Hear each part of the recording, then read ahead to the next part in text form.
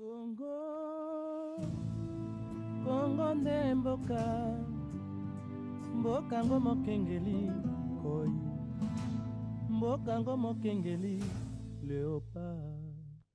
Dernier dossier dans ces shows, on parle de Yémei. Alors, résurrection à la planète Kinshasa, on a vu des photos, chacun, hein, c'est-à-dire, en fait, ce qui se passe autour de Joseph Kabila. D'ailleurs, je dénonce les faits qu'on ne m'ait pas invité. Je suis le plus grand kabiliste du pays. Et au moment où de parler aux fidèles, puisque nous avons été courtisés, même moi que vous voyez là, on m'a courtisé comme pas possible, on m'a proposé des postes et j'ai refusé. Mais au moment d'inviter les gens fidèles, vous avez invité des gens infidèles que j'ai vus autour de vous et vous me laissez encore aux côtés. Donc, je risque de quitter la famille politique. Plus sérieusement, chacun est allé avec sa petite photo, et donc ce n'est que ça, les kabylismes aujourd'hui, c'est-à-dire les faits de pouvoir trouver un moyen de démontrer que je suis proche de Joseph Kabila. Et donc, chacun est allé avec sa photo, sa vidéo pour dire « j'ai été avec les raïs, j'ai été avec les... » Bon, qu'est-ce que vous êtes dit? Ah, il a dit qu'il va parler. Ah, ok. Ok, ça va. Et donc, c'est ça. Résurrection du Raïs, ça a projeté le Raïs devant les écrans pour parler à nouveau de lui, parler à nouveau de l'ancien président, que je salue. Alors, l'ancien président, si j'aimerais en parler, c'est parce que, comme j'ai dit, c'est quelqu'un à qui on doit quand même des pardons dans ces pays. Le jour où je l'ai dit, mon ami Billy Kambal a failli m'étrangler, mais je pense que depuis, son opinion a beaucoup changé. Beaucoup ont compris cela dans ces pays. Maintenant... de là à demander pardon, jusqu'en arriver au fait qu'il revienne au pouvoir, comme je l'ai lu. Et c'est autour de ça que je vais m'exprimer. C'est pourquoi je m'exprime, parce que il y a beaucoup d'extrêmes autour de ces personnages. Il y a beaucoup d'extrêmes concernant Joseph Kabila. Dès qu'on évoque son nom, ça cristallise le Congo. Il y a très peu de gens qui arrivent à lui dire des choses de manière crédible, de manière sincère vis-à-vis de lui. Parce que souvent, quand on y va, j'ai vu mon ami Patrick Kanga en train de suivre les raïs avec les dos courbés un peu comme ça. Moi-même, j'ai fait la même chose quand j'ai eu la chance de le voir un jour. Donc, il y a très peu de sincérité autour de lui. Et s'il aura le temps de suivre cet élément, je le dédie à lui. Je ne pense pas qu'il y ait une disposition constitutionnelle qui interdise à Joseph Kabila de revenir au pouvoir. Ça, c'est déjà un, malgré, nonobstant notre volonté talibanesque de rendre le pouvoir qu'à Jésus-Christ. Et chacun pourra débattre sur ça. Le problème qui empêche Joseph Kabila de revenir au pouvoir, c'est la raison pour laquelle il est parti. Et il le sait. S'il a perdu les pouvoirs, il y a une raison très bien. Au fond de lui, il le sait. Il y a deux responsabilités. La première responsabilité, pourquoi il a perdu les pouvoirs, c'est à cause de lui-même. Un certain nombre d'actions, un certain nombre de décisions, un certain nombre de choses. Et la deuxième des choses, c'est la communauté internationale. En tant que Congolais, nous soutiendrons toujours l'un de nôtres qui veut aider ces pays et le faire avancer. Et donc, pour les deux côtés communauté internationale, nous pouvons régler les problèmes en souhaitant Joseph Kabila face à cette communauté internationale pour qu'il revienne au pouvoir. Mais l'autre problème qui n'est pas encore réglé, c'est lui-même. Quand je suis les raisonnements de l'ancien président, je suis les raisonnements de ses fidèles, c'est assez ahurissant et vous me voyez souvent leur demander, mais vous à l'époque où vous faisiez ça, et beaucoup font transparaître ça comme une intention de défendre Félix Tshisekedi. Non. Ce que j'essaie de dire à Joseph Kabila et à ses partisans, moi compris, c'est qu'il y a une absence totale de remise en cause de leur côté. J'ai vu, je crois que mon ami Steve Wemby a publié des câbles reprenant un peu, tant soit peu, ce que Joseph Kabila aurait dit à ses cadres à Kingakati, et on revient toujours à la même chose. Joseph Kabila s'est mis dans la peau d'un maquisard, d'un défenseur, il combat tout le monde, il est en train... Alors, quand vous mettez dans cette peau, vous êtes en guerre, oui, mais vous vous donnez toutes les raisons aussi. Vous n'avez que très peu de temps de vous parler à vous-même, de vous remettre en cause. Ce qui fait que quand j'ai lu ces interventions, il dénonce la dictature, il dénonce ceci, il dénonce la dérive. Ah. Alors ce que nous on dénonçait à son époque, c'était quoi? Évidemment, on va me dire que je défends son Félix Tshisekedi. Non, mettez un Félix Tshisekedi à part. Je parle à des joséphistes que nous sommes. Des gens ont été gazés dans ces pays, des gens ont été attaqués dans des églises. C'était quoi à cette époque-là? Est-ce que nous pouvons, nous, en tant que kabylistes aujourd'hui, commencer à défendre et à dénoncer la dictature, la répression, sans s'être remis en cause pour ce que nous avions fait au pouvoir à l'époque? Ce qui me ramène à la finalité de ces raisonnements, évidemment, c'est que la question, personne n'interdit à Joseph Kabila de revenir au pouvoir. La seule question que Joseph Kabila et ses partisans, que nous sommes, devraient se poser, c'est qu'est-ce que Joseph Kabila n'a pas fait en 18 ans qu'il pourrait faire s'il revenait au pouvoir aujourd'hui? Joseph Kabila a fait 18 ans, il a eu de bons côtés, il a réunifié le pays, il a réformé cette armée, comme j'expliquais même à son époque, il s'opposait à des brassages, tout ça, il a donné une âme au FRDC. On a la garde républicaine, ainsi de suite. Ça, c'est le bon côté. Mais il a perdu les pouvoirs en prenant des décisions. Cette décision d'aller nommer Tchibala, Premier ministre, d'aller nommer, comment s'appelle l'autre ici, Badibanga, l'homme qui quitte la primature avec les rideaux et consort, Premier ministre. Cette gouvernance où on n'arrête jamais quelqu'un, où on écarte des gens, on forme le gouvernement en fonction du clientélisme. On fait une coalition qui s'appelle FCC, on a des ministres comme Jean-Lucien Bonganga. Vous ne pouvez pas vous exonérer de ça. Aujourd'hui, si on a Félix Tshisekedi en train d'être prisonnier des accords politiques, au nom d'une représentativité, ces régionalismes que vous dénoncez, est né avec Joseph Kabila. Mobutu a combattu ça, mais quand Joseph Kabila est arrivé au pouvoir, puisqu'on avait inscrit ça dans la Constitution, dans sa forme la plus positive, c'est-à-dire la représentativité, Joseph Kabila a extrapolé autour de ça, nommant des gens, ainsi des suites en fonction de leurs origines. Qu'est-ce que vous attendiez à quoi, en fait, la finalité? Et quand on va au dédoublage des partis politiques, cette instabilité, qui a créé ça? Les Calèves Moutonde et leurs œuvres, qui les sait faire? Parce qu'on va dire à un certain moment que nous avons un saint qui s'appelle Jika. J'ai parlé à l'homme, j'ai eu la chance de ma vie, c'était celle-là, je lui ai parlé. Je sais que c'est un homme qui aime profondément ces pays. Mais que dirions-nous du fait qu'il a laissé faire tous ces gens? On parle de traîtres, on parle de Loumanou, de Bochab, traîtres, ainsi. Mais qui a laissé ces gens pour qu'ils fassent ce qu'ils ont fait pendant que lui, il était au pouvoir? C'était lui. On ne peut pas condamner des troupes. Il n'y a pas de mauvaises troupes, il n'y a que des mauvais chefs. Alors, est-ce que Joseph Kabila a changé? Ça, c'est d'une oreille, je vais terminer par là. L'autre oreille, c'est que ceux qui les quittent ont aussi des raisons. Il y a des gens, plus de 71 ans, monsieur, comment il s'appelle, Cheo Kitundu, qui a quitté Joseph Kabila, qui était ministre des Affaires étrangères d'Emzé Laurent Désiré Kabila, s'il vous plaît, qui a fini par les quitter au moins de 2-3 ans. Ouais, 2 ans, c'est beaucoup. Bochab et les autres, même s'ils sont avides, je vais dire, je ne porte pas cette ribambelle dans mon cœur, même s'ils sont avides d'argent, il y a quand même une certaine attitude en face qu'ils dénoncent, en fait. Et j'en sais quelque chose, je vous en parle, c'est cette capacité à ne pas bien traiter les gens, le respect des gens. Est-ce que Joseph Kabila a changé?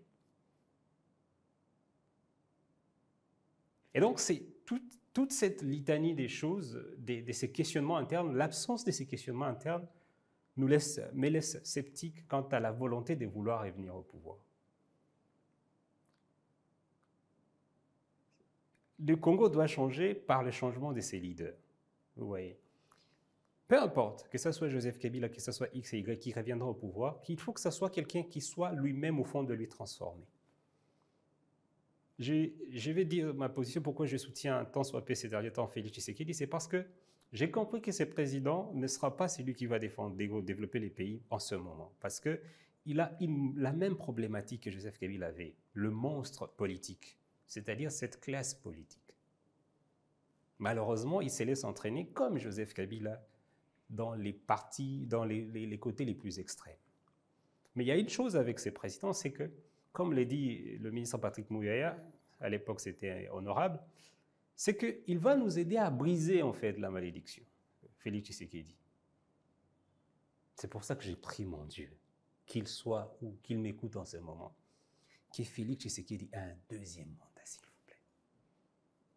J'ai vu ces présidents envoyer ses plus proches collaborateurs, les gens qu'il portait dans son cœur en prison. Alors imaginez dans une configuration où ce président n'aura pas besoin de qui que ce soit pour se faire élire, puisqu'en deuxième mandat, il n'aura pas besoin d'une élection. Ça va chauffer dans ces pays. Et c'est ça ma prière. C'est pour ça que je le soutiens. Et donc pour sortir de lui, Félix Tshisekedi est en train de se transformer. Il n'est plus le même. Et si vous regardez l'approche particulièrement tout autour de lui, vous allez vous en rendre compte. C'est la chose que nous ne voyons pas, que je ne vois pas chez Joseph Kabila. La réclusion, cette colère profonde qu'il a envers parfois le peuple. Il est vraiment en colère, y compris contre le peuple. Il fulmine sa colère, c'est quelqu'un d'introverti, d'incompris. Je comprends, quand on t'a privé le droit d'être le fils de ton père, quand on t'a insulté dans tous les sens, moi on m'insulte déjà assez, pas souvent, mais je réponds, et lui il ne répond jamais, et ça crispe. Mais aussi longtemps que cette bombe intérieure n'explosera pas pour parler au Congo de manière sincère, d'abord sur ses fautes à lui, aussi longtemps que ces mêmes personnages ne peuvent pas revenir au pouvoir. Parce que pour revenir au pouvoir, il doit être capable de savoir et de nous dire. Parce qu'il n'y a pas seulement le fait de savoir. Les guides suprêmes au Congo n'existent pas. Et le siècle vers lequel nous avons, les siècles des guides suprêmes n'existent pas parce que les moyens de communication ont explosé à tel point qu'il faut rendre compte au peuple de temps en temps de ce que vous faites. Et donc, considérer être les seuls intelligents autour de soi-même en ayant des bourriques autour de soi ne marche pas. La gouvernance doit changer. Et donc, il faut que ces messieurs arrivent à faire comprendre sa pensée, sa volonté, son plan pour ce pays auprès des Congolais, de la majorité des Congolais. Et c'est comme ça qu'il arrivera à gouverner. Et c'est ce qui lui manque aujourd'hui. Et pour qu'il en arrive là, il doit d'abord changer lui-même. Je prends un risque grand, je sais que jamais je ne pourrai plus mettre mes pieds à Kingakati quand je dirai ce genre de choses, mais je suis sincère avec tout le monde. Et surtout envers lui, s'il a le temps de suivre ça, il doit lui-même personnellement changer pour arriver un jour à incarner un futur dans ce pays. Changer, ce n'est pas tant qu'il soit dans le mauvais chemin, mais qu'il le change dans sa façon de concevoir la gouvernance de ces pays. Et aussi, je sous-entends que j'ignore à peu près tout ce qui se passe autour de lui, peut-être que j'ai dit des choses qui ont déjà changé, mais c'est faire comprendre par le peuple. Le peuple, c'est comme un mariage, vous savez. Quand je parle de mariage, tous ceux qui me connaissent en privé sursautent parce que je n'ai aucune expérience au mariage, j'ai divorcé moi-même. Mais on ne réussit pas un mariage parce que j'ai échoué, j'ai le droit d'en parler, oui. On ne réussit pas un mariage si on n'est pas compris par sa femme.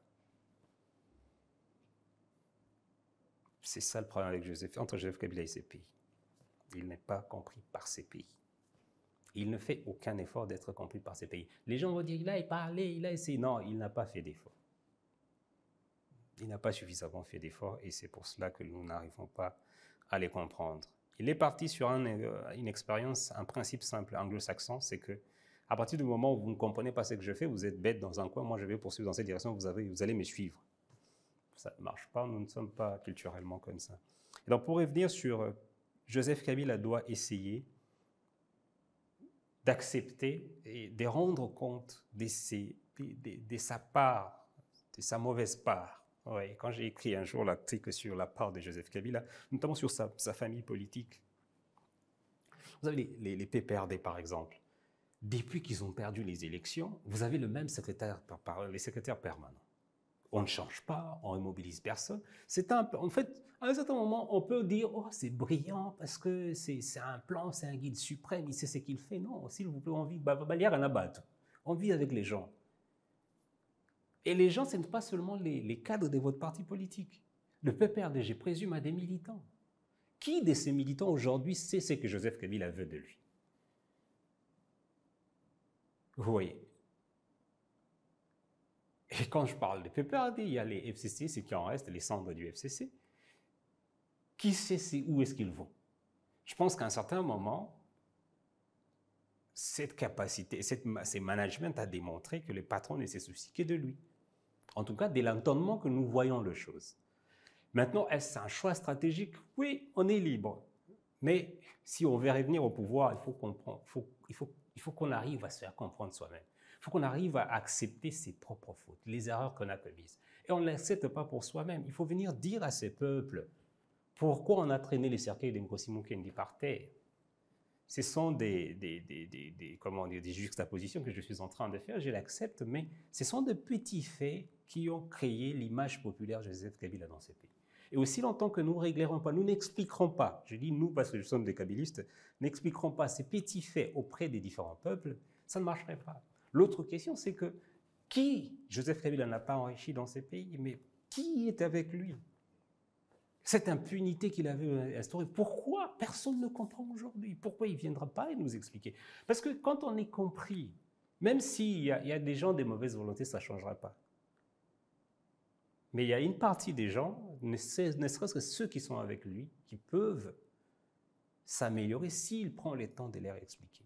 Il va dire, non, je vous avais déjà expliqué. Non, il faut arrêter de prendre les gens d'en haut. J'ai terminé en disant, Justin Bitapuira, quand il a quitté les peuples, on lui a demandé, disons, les FFC sont lui demandé pourquoi, il a dit, lui, on ne l'a jamais appelé par Joseph Kabila. On va rire, hein? On va dire, c'est un aventurier. En fait, ouais, il parle de la considération qu'on donne aux autres.